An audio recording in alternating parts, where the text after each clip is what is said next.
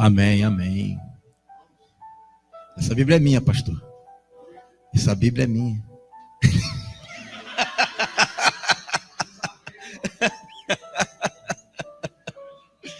Quer levar minha espada na pregação? Puxa vida. Caramba. Amém, glória a Deus, glória a Deus. Eu estou vendo ele levando a Bíblia ali, ué, o que houve? Vai pregar agora revelação 100%, aqui é CCB, revelação 100%, né? Amém, glória a Deus. Irmão, estou feliz de estar aqui novamente, né? Depois de uma festa incrível que tivemos na semana passada, que é a festa dos tabernáculos. Deus, mais uma vez, falou profundamente aos nossos corações, né? Mais um ano celebrando na presença do Senhor, e eu tenho certeza que ano que vem, em nome de Jesus, a gente vai estar lá, né, no nosso novo endereço, celebrando, né, tabernáculos ali com muito mais almas para o Senhor, em nome de Jesus. Amém? Eu quero que os irmãos abram comigo no Evangelho de Lucas, no capítulo 22. O Evangelho de Lucas, no capítulo 22. Eu vou te dar aqui uma receita para que a gente viva uma vida cristã mais tranquila, mais em paz. Por que mais tranquila? Por que mais em paz? Porque você vai entender que tudo que você passa nesta vida, nada é por um acaso. Nada acontece porque houve de acontecer, porque achou que ia acontecer. Tudo em nossa vida gira em torno de um propósito.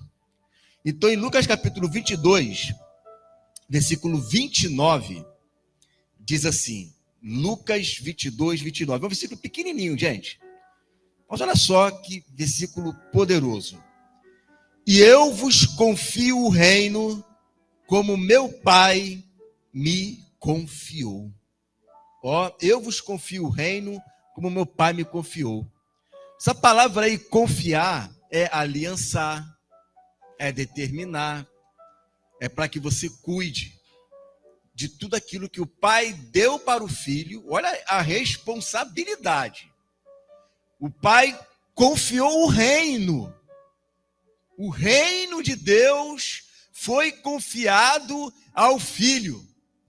Aí o Filho, né, o que ele fez? O Pai confiou o reino a mim? Eu vou confiar o reino para vocês, então. Valeu, queridão. Ganhei um galardão, hein? Ganhei um galardão bonito, hein? Bonito. Assim como o Pai me confiou o reino, eu confio o reino a vocês. Olha, isso que é confiança, né? Existe uma confiança. Deus acredita em você. Existe uma responsabilidade do reino nas mãos de cada um de nós. Então, não é apenas eu ser um cristão. Existe uma grande responsabilidade de reino sobre as nossas vidas. E olha que ele fala, o Pai olhou para mim e confiou o reino a mim. Eu olho para vocês e eu vejo que vale a pena confiar o reino a vocês também. Então a primeira coisa que a gente tem que entender, que eu não estou aqui à toa. Existe uma responsabilidade, e uma grande responsabilidade, porque não foi confiado a mim casa, não foi confiado a mim um casamento, não foi confiado a mim bens, foi confiado a mim um reino, e esse reino ele é eterno. Esse reino é a causa de tudo. Jesus falou lá em Mateus 6,33, buscar em primeiro lugar o reino. Então tudo que é de mais importante nas nossas vidas é o reino de Deus. E este reino, que é o que nos está preparado antes da fundação do mundo, lá em Mateus 25, Jesus fala isso, é o que está depositado sobre as nossas vidas, na base da confiança que Deus tem em cada um de nós. Então não se sinta pequeno, não se sinta menosprezado, não se sinta um João ninguém, filho de seu coisa nenhuma. Você é alguém especial para Deus. Nós somos pessoas que Deus olhou e confiou o reino. Então, muito bem. A primeira coisa que a gente precisa saber é que nós não nascemos por um acaso. E eu vou ler alguns textos aqui, como vocês sabem que eu gosto de pregar, eu gosto de usar bastante texto para fundamentar aquilo que eu estou pregando. E o primeiro está aqui em Jeremias, no capítulo 1. Jeremias, capítulo 1. Olha que interessante. Olha Deus confiando o reino aqui a alguém, ó, a um profeta. Jeremias, capítulo 1, no versículo 4, diz assim: assim veio a mim a palavra do Senhor dizendo: antes que te formasse no ventre, te conheci. E antes que saísse da madre, te santifiquei. As nações te dei por profeta. Então disse eu: ah, Senhor Deus, eis que não sei falar, porque ainda sou um menino. Mas o Senhor me disse: não digas eu sou um menino, porque a todos a quem te enviar irás, e tudo quanto te mandar falarás. Não temas diante deles, porque estou contigo para te livrar, diz o Senhor. Então, o mesmo Deus que escolhe para uma função ministerial no reino, é o mesmo Deus que capacita. Então, ainda que você tenha sido escolhido por Deus e Deus te confiou o reino, existe dentro de nós aquele sentimento de que eu não posso, de que eu não consigo. O próprio profeta que disse: veio a mim a palavra do Senhor dizendo, é o mesmo que diz: não posso. Olha, o profeta disse, e veio a mim, olha só, né? Veio a mim a palavra do Senhor dizendo, e é isso? Então eu não posso, então não dá. Olha como é que um homem se enxerga. Aí precisou Deus confirmar a confiança que Deus tinha nele, dizendo: não te mandei eu? Vai, eu te mandei. Eu vou te dar o suporte para que aquilo pela qual eu te designei, você faça com sucesso. Então, não, mais uma vez, não se sinta pequeno diante da obra que Deus colocou em suas mãos. Porque é uma frase muito conhecida: aquele que enviou é aquele que também vai te capacitar. Isso é uma verdade. Paulo, lá em Gálatas, no capítulo 1, olha que interessante. Gálatas, capítulo 1. Paulo vai dizer quase a mesma coisa de Jeremias. Gálatas, capítulo 1. Olha o que ele vai falar aqui no versículo 15.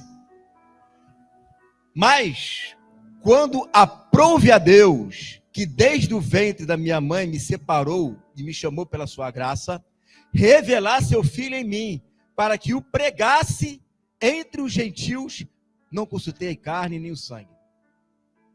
Ou seja, isso foi uma revelação de Deus, igual a Jeremias. Houve uma revelação.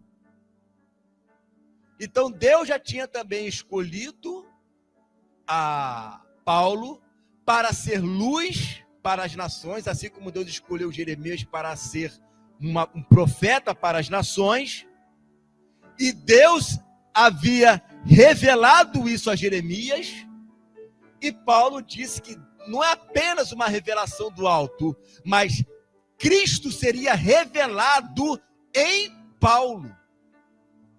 Através de Paulo, nós iríamos ver Cristo nele. Então veja bem, o que nos chama é a graça de Deus, não é mérito de ninguém. Ele não simplesmente olhou para mim e falou: rapaz, esse cara aqui é fera, vou chamar ele. Não, porque Deus chama os despreparados e prepara. Deus chama os considerados pelo mundo nada e torna essas pessoas mais importantes da terra. Então não tem a ver com preparação. Nós não estamos falando de concurso público, nós estamos falando de reino de Deus, aonde quem te prepara é o Espírito Santo. Então ele fala, olha, Deus me escolheu para ser uma luz para os gentios, pregar o evangelho aos gentios. E Jeremias fala, Deus me escolheu para ser profeta para as nações. Então eu tenho que ir lá e pregar como profeta. Primeira coisa, a escolha vem de Deus. Em João 15:16, Jesus fala para os discípulos, não foste vocês que escolheram a mim, mas eu que escolhi a vós para que vá e deis muito fruto. Então não tem a ver com vocês, não. Tem a ver comigo. Foi eu que escolhi vocês. Estou designando vocês para dar fruto. Dito isto, a partir de agora, você e eu, nós somos servos do Senhor. Porque você voluntariamente aceitou a Jesus, recebeu Jesus como seu Senhor. Isso significa que você, ainda que ainda não soubesse disso, o seu primeiro contato com Jesus foi o quê? Arrependimento, mudança de vida, né? Foi aquele primeiro contato que você teve com ele. Aquele contato aonde você se apaixona por Jesus porque ele morreu por você. Isso faz parte. Mas na medida que você vai amadurecendo, você vai vendo que não é só isso. Existe um plano de Deus na sua vida. Existe um propósito de Deus na sua vida e Deus quer te usar. E aí, aqui em 1 Coríntios, no capítulo 4, no versículo 16, não, capítulo 9, capítulo 9, versículo 16, olha o que Paulo vai dizer, e Paulo entendeu isso. Paulo entendeu. E eu quero que você entenda isso também. Olha, 1 Coríntios 9,16. Porque se anuncio o evangelho, não tenho de me gloriar. Por quê? Porque é graça, isso não vem de mim, vem de Deus. Pois me é imposta essa obrigação. E ai de mim se não anunciar o evangelho. E você faz isso aqui porque você ama? Você prega porque você ama? Sim. Mas eu também entendo que isso me foi imposto como obrigação. E ai de mim se não pregar o evangelho. Ai de mim se eu não cumprir com o meu chamado. Ai de mim se eu ficar postergando aquilo que Deus quer para mim. Porque tudo que nós fazemos para o reino de Deus, baseado no chamado, é nossa obrigação cumprir com o nosso chamado. Então tem uma boa notícia para você. Você tem um reino confiado a você, e esse reino não comporta pessoas que não fazem nada. O reino de Deus, ele é trabalho. O tempo inteiro você vê Jesus falando por meio de parábolas, e coloca talento, e coloca trabalhadores na mina, e coloca servos que começam de manhã e saem à tarde. O reino de Deus, ele não é para ficar parado. O reino de Deus, ele exige trabalho e que exige fruto, porque no futuro Deus vai cobrar de você cada dom que ele te deu. Então, se existe uma confiança, essa confiança será cobrada lá na frente. Deus vai cobrar tudo aquilo que gratuitamente ele nos deu para a edificação do reino de Deus. Então, a partir de agora, você e eu temos uma obrigação de cumprir o nosso chamado. Paulo fala isso: vivo não mais eu, mas Cristo vive em mim. Ah, mas eu não quero. Não tem essa conversa de não quero. Eu só quero Jesus, trabalhar eu não quero. Eu só quero Jesus, só Jesus que eu quero. Eu só quero a salvação. mas eu não quero produzir nenhum talento. Se não produzir nenhum talento, o que acontece com quem não produz nenhum talento? Deus tira o que tem e lança aquele nas trevas exteriores. Então não tem conversa. No reino de Deus se exige fruto e Deus cobra daqueles que Deus confiou o reino. Há uma cobrança severa. Tanto é que na parábola dos talentos, o que não colocou o talento no banco, ele fala: eu sei que tu és um patrão, um chefe severo. Eu sei que tu és severo. O Senhor cobra. Tanto cobra que Paulo fala: ai de mim, se eu não cumprir com o propósito que Deus me deu. Não tem ninguém ocioso no reino de Deus. No mínimo, você tem um dom aí, escondido em você, no mínimo. No baratinho você tem um. Tem gente que tem 2, 3, 4, 5, mas no baratinho você tem um. Tem um dom. E ele fala: olha, se eu não pregar, ai de mim. Se eu não anunciar, o negócio vai ficar ruim do meu lado. Então eu tenho uma obrigação. Isto me foi imposto como obrigação. Nós não temos o direito, eu não tenho o direito de falar: agora eu não quero mais ser pastor, não. É muito chato. É muita cobrança. É muita gente com problema. É muita gente vindo só arrumar confusão. Não quero mais isso. Chega para cá, passa para outro. Vou me aposentar. Vou me aposentar, não quero mais. Me posto essa obrigação. Mas e aí? Vai ser comigo mesmo? O Senhor estará comigo e vai me dar forças. O Senhor garante isso. Ou eu creio nisso, ou vou me desanimar. Se eu não crer que Deus vai dar o suporte, e eu só vou conseguir por meio do suporte dele, senão nada feito, Jesus mesmo disse: sem mim, nada podeis fazer. É por meio desse suporte que ele vai me dar, que todos nós vamos conseguir chegar até o final. Se nós não desanimarmos. Olha o que Deus fala aqui para Josué, no capítulo 1, quando Deus chama Josué. Aqui em Josué, no capítulo 1. Josué, capítulo 1, versículo 8 e 9. Não vou ler a partir do versículo 7. Deus está chamando agora Josué. Olha o chamado. Deus está chamando Josué. Tão somente esforça-te, tem muito bom ânimo, para teres o cuidado de fazer conforme toda a lei que meu servo Moisés te ordenou. Dela não te desvie, nem para a direita, nem para a esquerda, para que prudentemente te conduzas por onde quer que andares. Não se aparte da tua boca o livro desta lei, antes medita nele dia e noite, para que tenhas cuidado de fazer conforme a tudo quanto nele está escrito, porque então farás prosperar o teu caminho e será bem sucedido. Não te mandei eu? Esforça-te e tem bom ânimo, não temas, nem te espante, porque o Senhor teu Deus é contigo por onde quer que andares.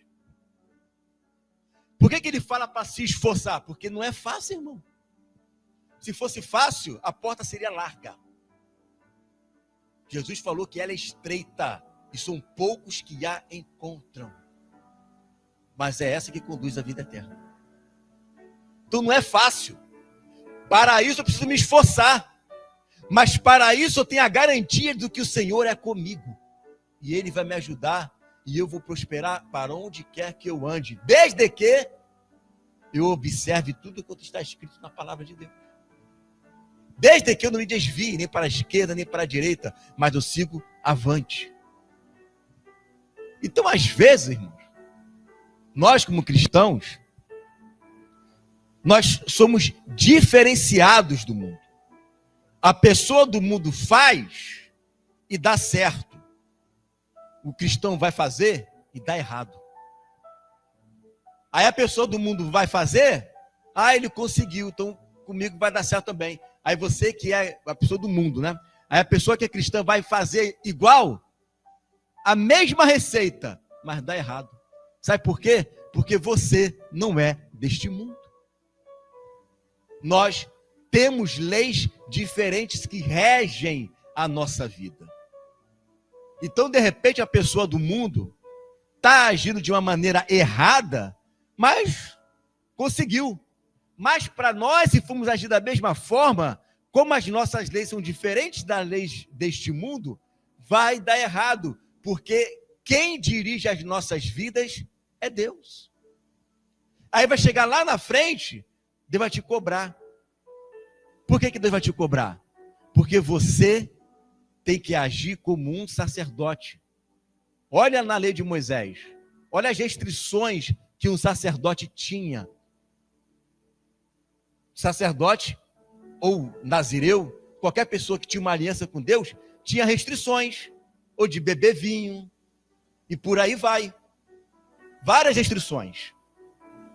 Nós que somos cristãos, nós também temos restrições.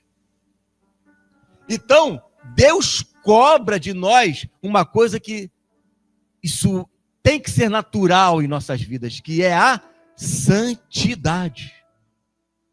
As nossas restrições é a santidade.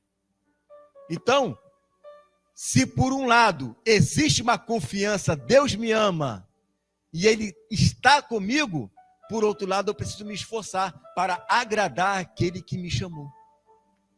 E como é que eu agrado aquele que me chamou? Me santificando. Me separando. É o que está lá em Jeremias 1, que nós acabamos de ler. Desde a madre eu te santifiquei. Eu te separei. Você e eu, nós somos pessoas separadas. Então não sinta inveja do ímpio. Não sinta inveja do mundo. Porque eles são regidos pelas leis desse mundo. E nós não. Nós não somos. Por outro lado, não é para você ficar triste, porque o tempo todo Deus fala, tem de bom ânimo. Por quê? Porque nós temos o Espírito de Deus. Então, às vezes, acontece uma coisa ruim na vida do ímpio, e ele se desespera e se mata, e entra em depressão. E acontece uma coisa ruim na vida do justo, e ele tem o espírito da alegria dentro dele. E ele não se abate, ele se mantém firme, esforçado, olhando para frente. Por quê? Porque ele sabe que existe um Deus que está no controle de tudo. Então, se você sabe que existe um Deus que está no controle de tudo, que você não nasceu por nascer, que você tem um propósito, que Deus te confiou o reino, que você tem um chamado e você está cumprindo esse chamado, você não vai entrar nessa de ficar doente, de depressão, de ansiedade, de nada disso, porque você está bem certo de quem você é e do Deus que você serve. Você não entra em crise existencial. Você não entra naquele colapso de quem eu sou, para onde eu vou, será que se não sei? Porque você vai viver como está escrito lá em Hebreus, o justo viverá pela fé. E sem fé é impossível agradar a Deus. Quando você entende que você não está aqui à toa, que você tem um chamado, que você tem um propósito, que você tem que andar dentro desse propósito, que você tem um começo, que você tem um meio, que você tem um fim, esse fim na verdade é uma eternidade, aí você tira a ansiedade, tira, né, a falta de sono, você tira a tristeza, você tira a depressão. Sabe por quê?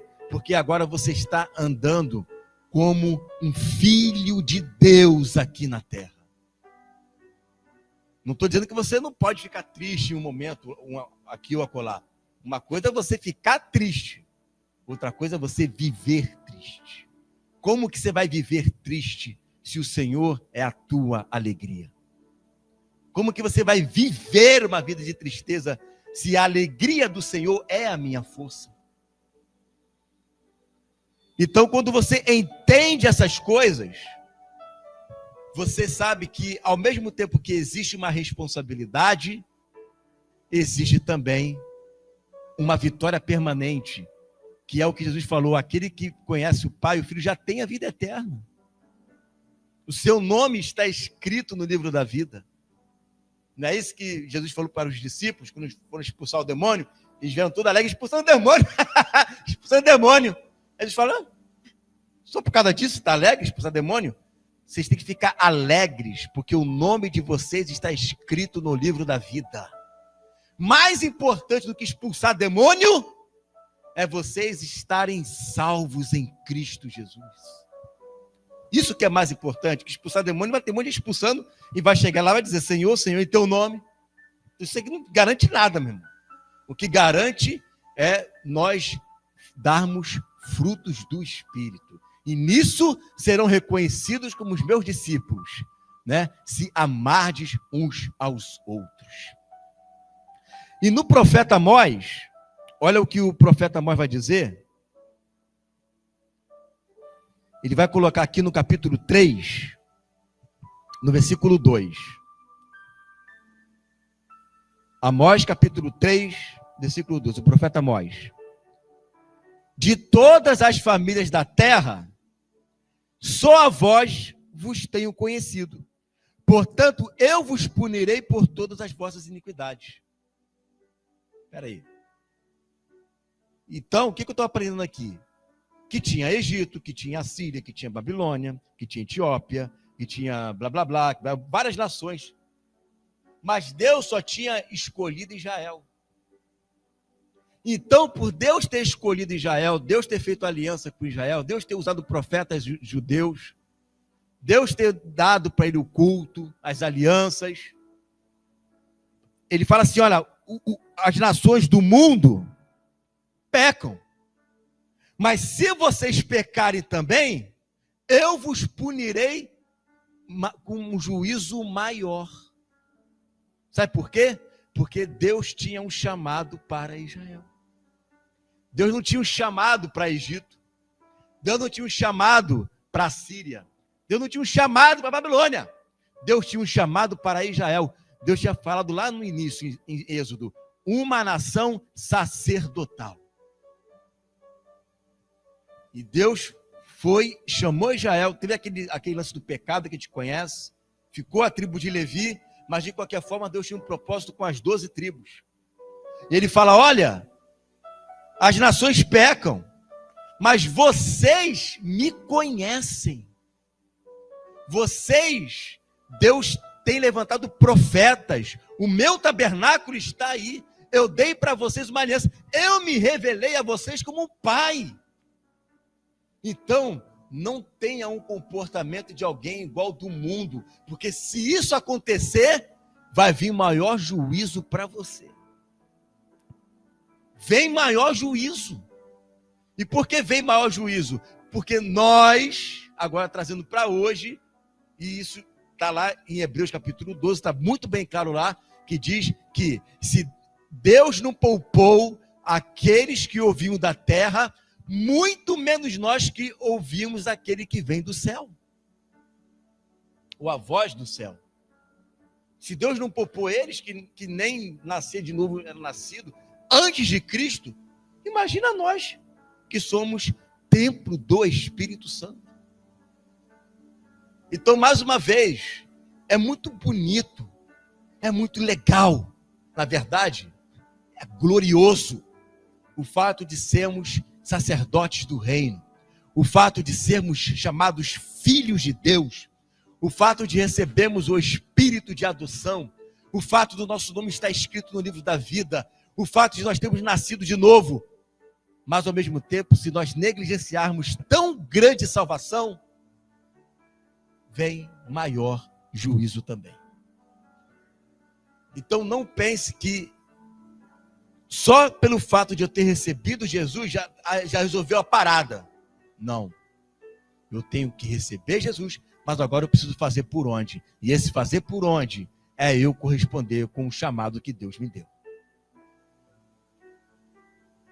E esse chamado, irmãos, eu não posso voltar atrás. Voltando aqui em Lucas, agora no capítulo 9, no versículo 62, Jesus não escondeu isso de ninguém, irmãos. Ele não escondeu isso de ninguém. Ó, Lucas 9, 62. E Jesus lhe disse: ninguém que lança a mão do arado e olha para trás é apto para o reino de Deus. Começou e parou. Começou e se aposentou no reino. Pendurou a chuteira. Essa pessoa não é apta. O que é uma pessoa não apta? Ela não está aprovada para entrar no reino. Ela foi o quê? Reprovada. Colocou a mão no arado.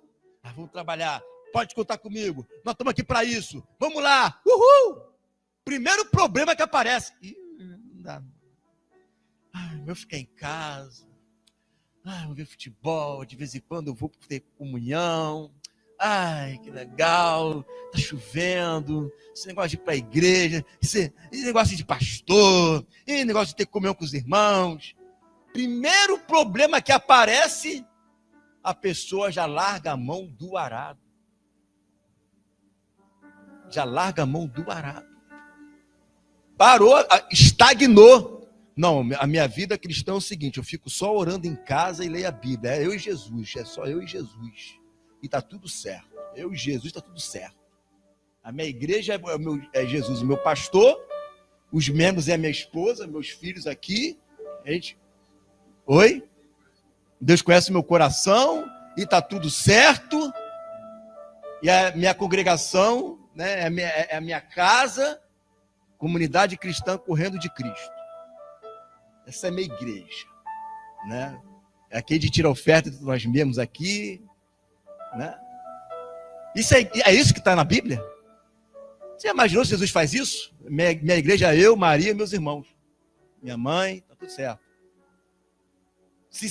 Irmão, se todo mundo fosse ter esse pensamento, não ia ter mais evangelização. Não ia ter mais missionário sendo enviado. Acabou. Se todo mundo tem esse pensamento, ia ficar cada chefe de família na sua casa com a sua esposa. Aí acabou o evangelho. Acabou o evangelismo, acabou conquistar o mundo, acabou o mundo, as pessoas, as almas.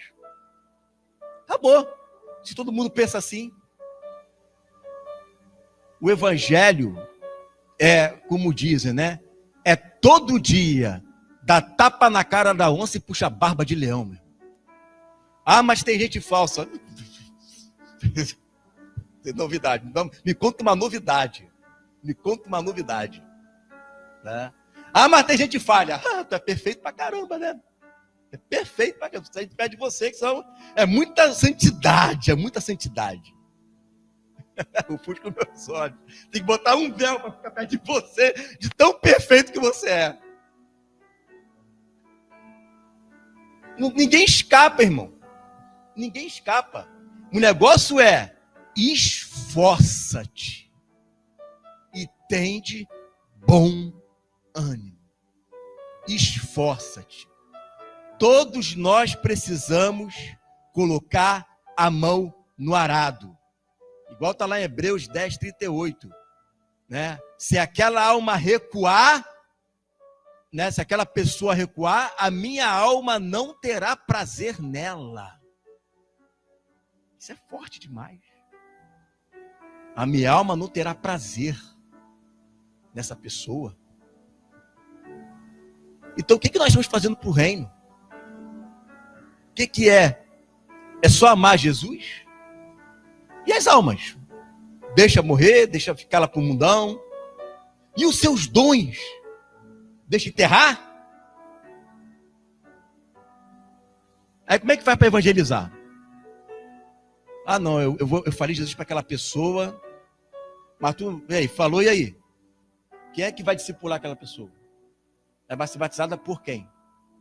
E como é que está a ceia? Como é que está essa história aí? Então, a questão do congregar é importante para quê? Para você produzir o dom e o chamado que Deus te deu.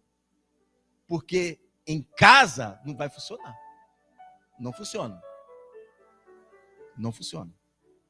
Em casa é em casa. Só funciona uma parte. Se você fosse reunir em casa com a igreja, aí tanto faz.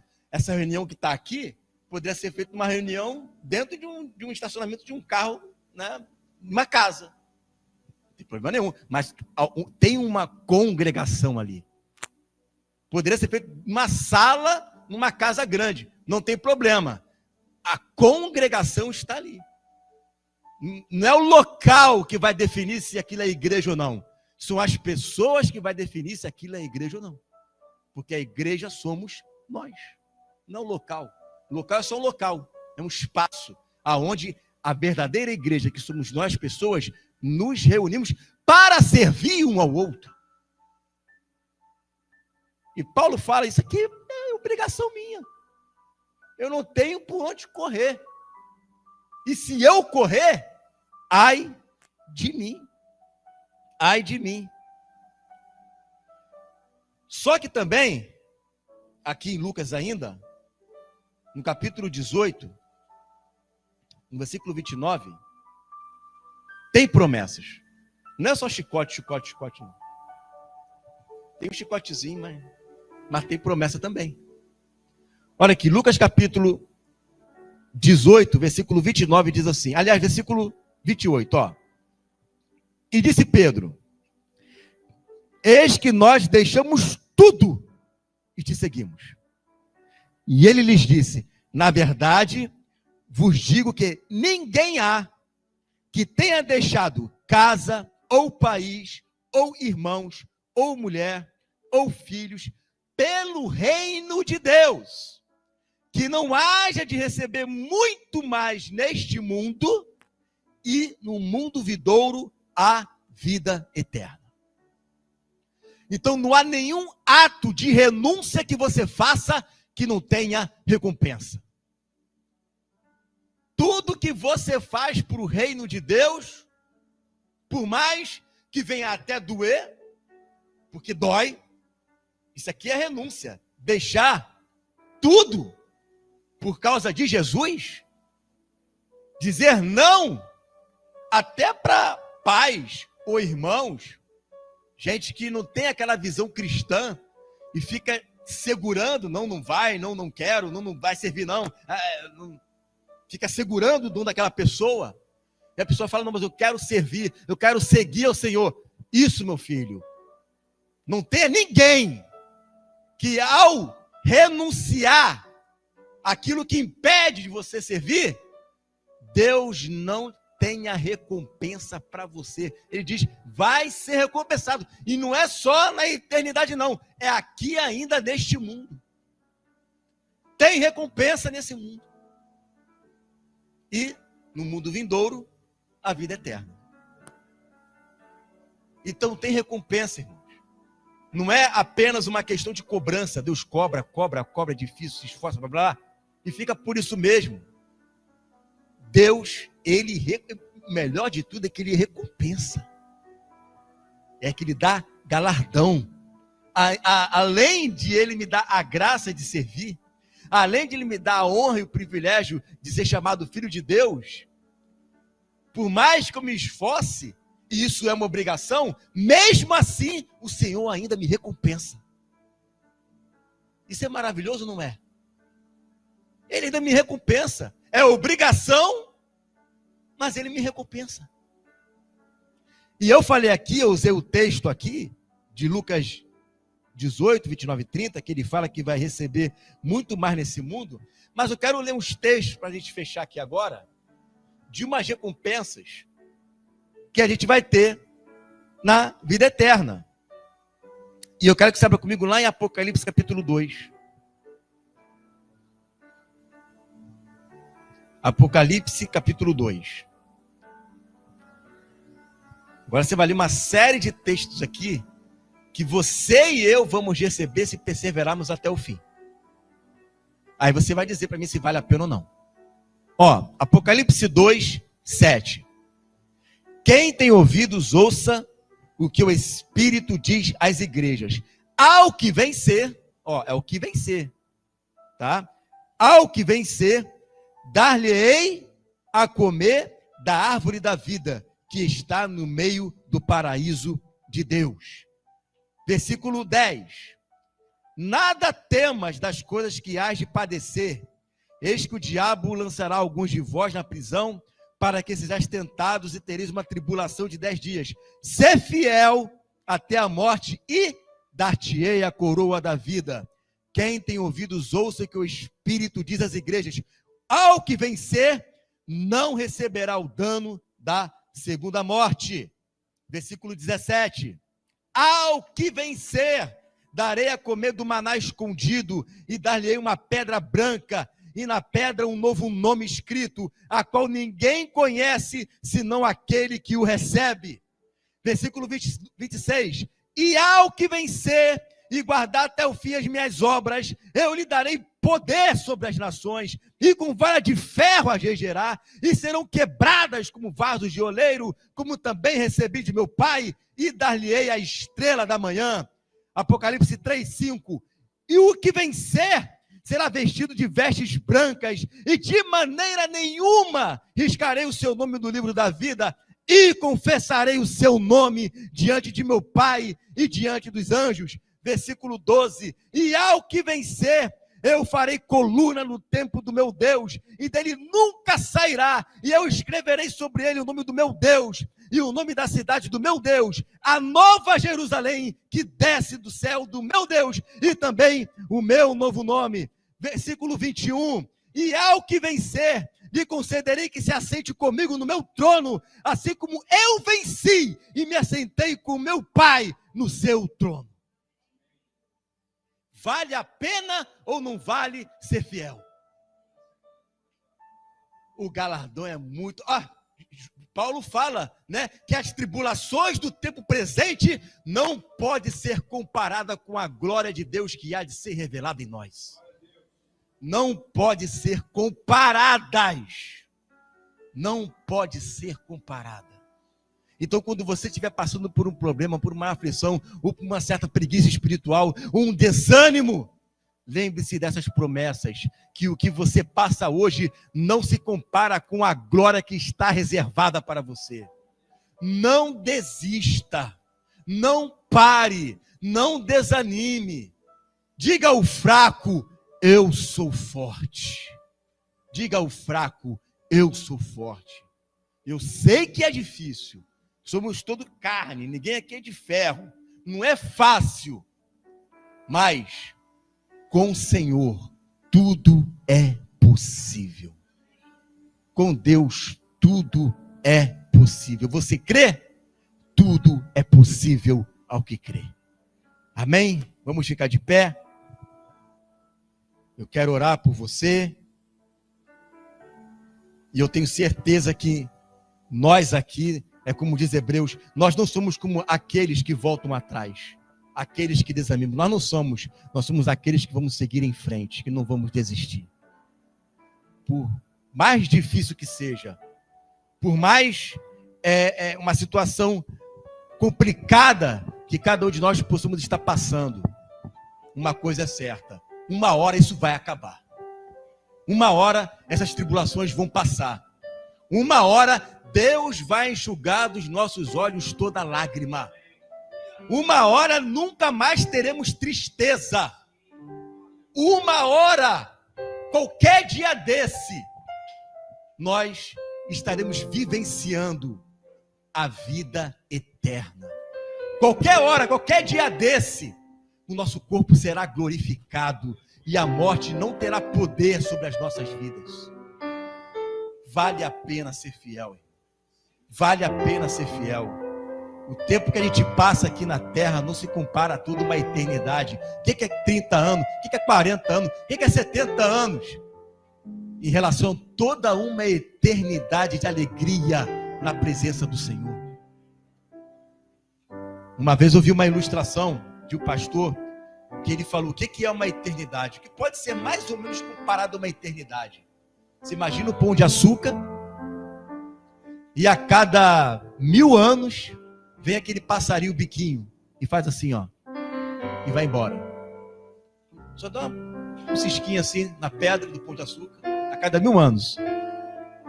Quanto tempo você acha que vai demorar para aquela pedra ficar pequenininha, de tanto bicuda que ela dá lá? Eu acho que nunca.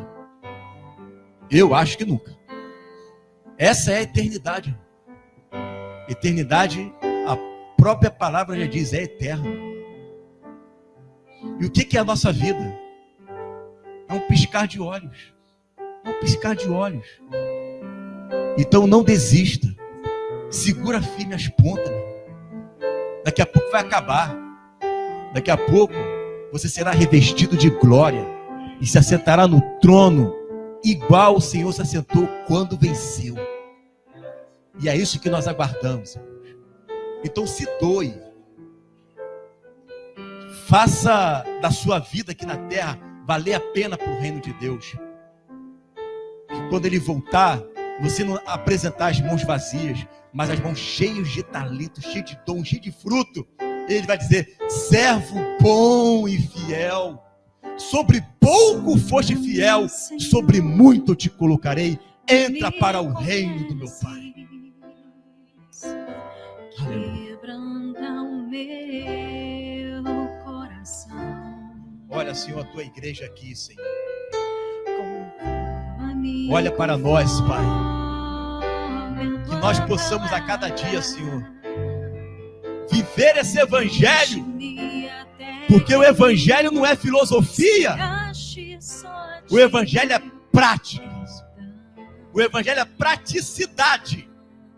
O evangelho não é filosofia para ficar pensando. O evangelho é vida para ser vivido. Abençoe a cada um que está aqui, para que nós possamos ser uma luz nesse mundo e um sal que salga a terra. Em nome de Jesus.